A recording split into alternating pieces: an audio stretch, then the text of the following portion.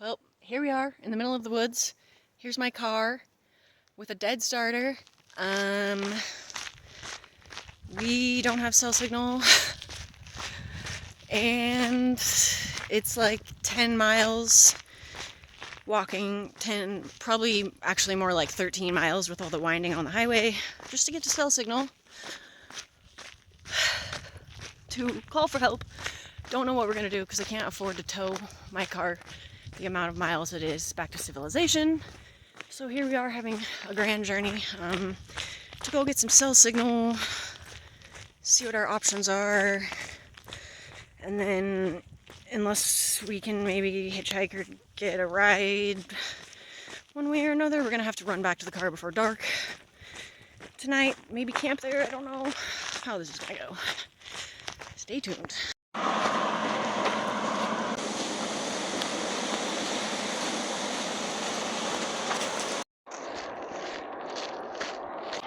I'm super nervous about this. We have to walk through this narrow tunnel.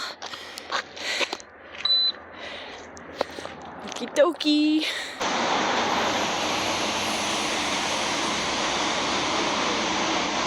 Don't like this.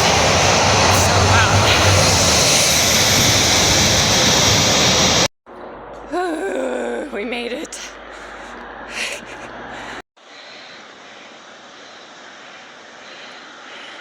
There's Salt Creek Falls. Woohoo!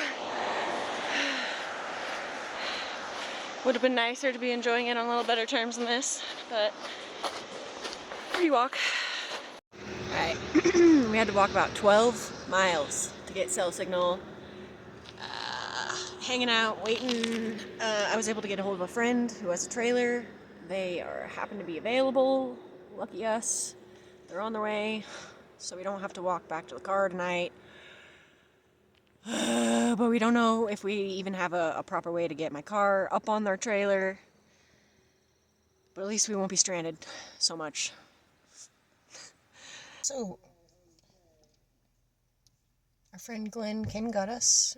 So thankfully we did not have to walk back to the car. We're currently trying to get my car up on his flatbed trailer, but we only have like ratchet straps and, you know, no handy dandy winch, so it's taking a while. Really hoping this is gonna work. Okay, on the trailer. Woo!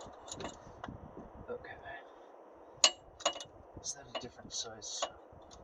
Here we are now at our friend's house. He was gracious enough and happened to be available to come pick us up with his flatbed trailer, and then he even offered to house us for the night, and we can work on the car here. We're gonna have to go get some parts soon. We're replacing a starter.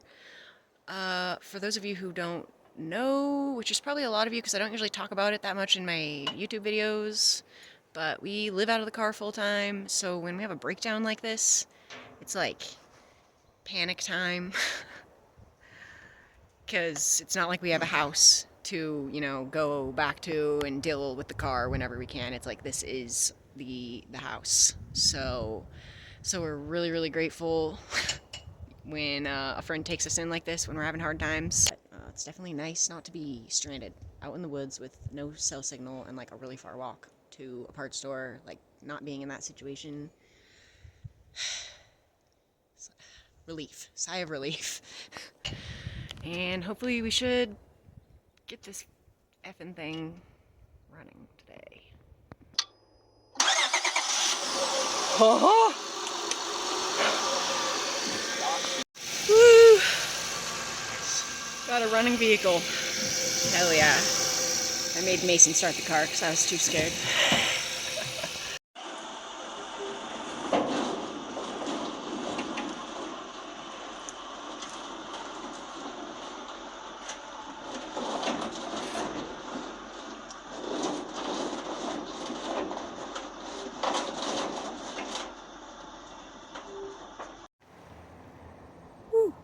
So we made it back to our neck of the woods that we like to call home. Thank goodness. It was a stressful time. I think that's the most stranded that my vehicle has gotten me so far. I've had, you know, I've been stuck in the snow. I've had plenty of flat tires. I've been pretty lucky that the other times that I've had a real mechanical breakdown, it was like in town, or I had cell signal at least, or someone showed up just in the nick of time with like whatever it was I may have needed to limp it down the road. So this time was pretty bad because it was like, I think it was actually 11 miles. I think I said 12, but it was 11 miles exactly that we walked from our car to where we got cell signal and got picked up. And 2,000 feet of elevation gain. So we did a nice little 11-mile, 2,000 foot elevation gain hike, like on a whim, not prepared. And we barely had any actual like filtered drinking water left on us. We usually have like a bunch of gallons of water, so that was shitty.